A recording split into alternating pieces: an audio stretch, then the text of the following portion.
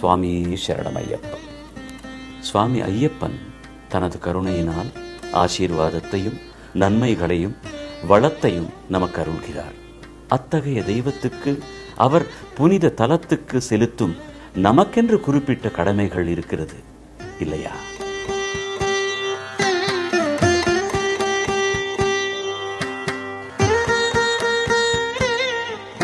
பம்பை மற்றும் சபரிமலையின் தூய்மை, புனித தன்மை மற்றும் சுத்தத்தையும் பராமரித்து பாதுகாக்க வேண்டியது நமது கடமை.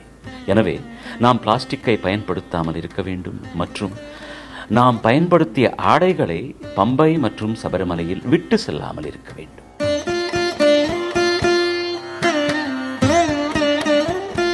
நாற்பது வயதுக்கு மேற்பட்டவர்கள் புனித யாத்திரைக்கு தொடங்குவதற்கு முன் தமது உடற்தகுதியை பரிசோதித்து அதை உறுதி செய்தால் யாத்திரையில் அசம்பாவிதம் நிகழாமல் தடுக்கும். நமது சுவாமிக்கான நமது பக்தி அவரையும் அவரது தலத்தையும் எவ்வாறு வைத்திருக்கிறோம் என்பதில் பிரதிபலிக்கும். சுவாமியே சரணமையப்பா.